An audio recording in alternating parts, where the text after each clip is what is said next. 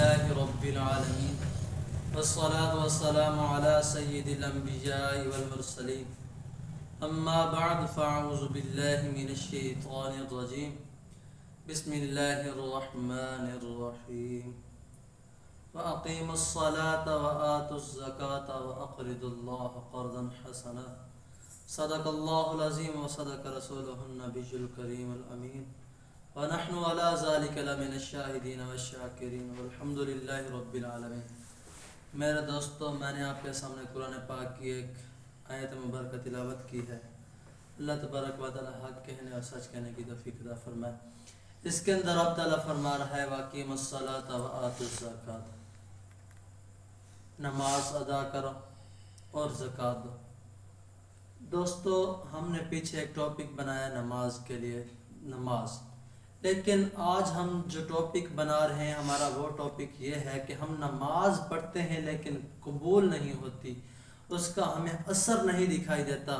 بعض اوقات دوست کہتے ہیں جی ہم نمازیں تو پڑھ رہے ہیں لیکن اثر نہیں دکھائی دیتا۔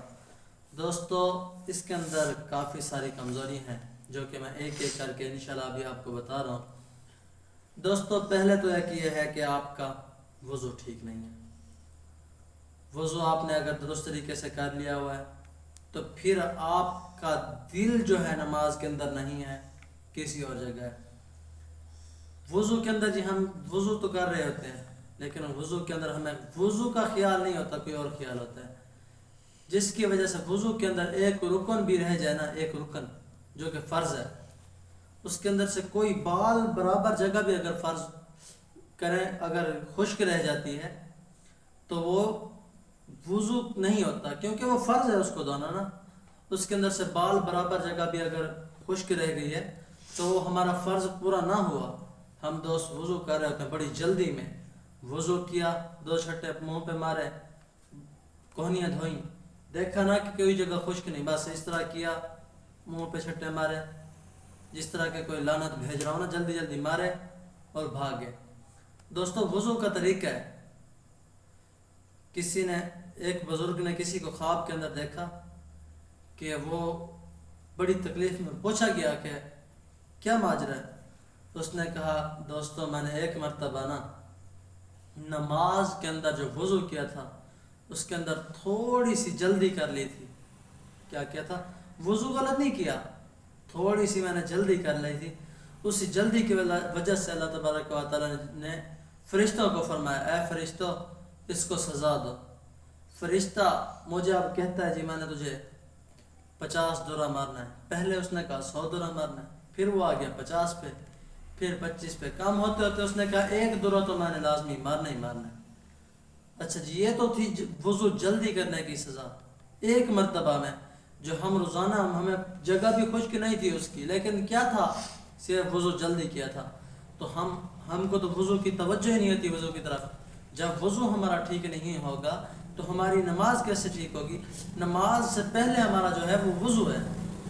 بعض اوقات دوست کہتے ہیں جی میں نے ظہر کے وقت وضو کیا تھا، بیچ میں سے خیال میرا ادھر ادھر رہا ہے، وضو کی طرف میرا خیال نہیں رہا، اب میں نے عصر اسی کے ساتھ پڑھ دی۔ ہاں، اگر آپ کا وضو کی طرف دھیان نہیں تھا، آپ کا سوچ میں نہیں آ رہا کہ میں وضو ٹوٹ گیا ہے یا نہیں، تو لہٰذا آپ وضو دوبارہ کریں، کیونکہ آپ نے وضو کا خیال ہی نہیں رکھا۔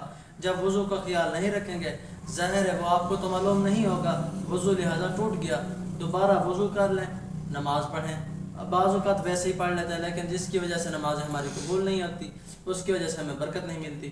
اور دوسرا، ہم نماز کے اندر خیال سوچ رہتے ہیں جی ابھی نماز ختم ہوگی، میں جا کے فلاں کام کروں گا، فلاں کام کروں گا، فلاں کام۔ جب ہم اس طرح سوچیں گے کہ میں نماز کے اندر کھڑ کے، ہمیں تقریباً ساری سوچیں آتی ہی نماز کے اندر ہیں، باقی ہم جیسے مرضی پھرتے رہے نا، لیکن جب نماز کے اندر کھڑے ہوتے ہیں ہمیں ہاں فلاں کام میں نے جا کے کرنا ہے۔ جب آپ اس طرح کی سوچنے لگ گئے ہیں نماز کے اندر، تو پھر جب آپ کا نماز کے اندر خیال نہ رہا تو پھر نماز کی آپ کو برکت کیسے ہوگی؟ ایک قول میں ہے کہ حضرت علی رضی اللہ تعالیٰ عنہ نماز ادا فرما رہے تھے تو پیچھے ایک بچے کو نا سانپ نے لپیٹ لیا، پیچھے سے آوازیں آتی رہیں لیکن حضرت علی کو نہ سنائی دی، کیونکہ وہ رب کے ہاں پیش تھے، نماز ادا فرما رہے تھے، نماز مکمل ہوئی، پیچھے سے کہا گیا آپ کو اتنا نہیں معلوم کہ بچے کو سانپ نے لپیٹ لیا تھا۔ اس نے کہا آپ کو یہ نہیں معلوم میں کس کی بارگاہ میں تھا، یہ معراج ہے، میں گزر رہا تھا پل صراط سے، میرے نیچے مجھے دکھائی دے رہا تھا، میرے اوپر بھی، مجھے آگے بھی دکھائی دے رہا تھا، مجھے پیچھے بھی دکھائی دے رہا تھا، تو میں کیا، اب مجھے اس چیز کا تھا نا، اسی کا سوچ رہا تھا، اب میں نے پیچھے تو مجھے نہیں محسوس۔ یہ نمازیں ہوا کرتی تھی۔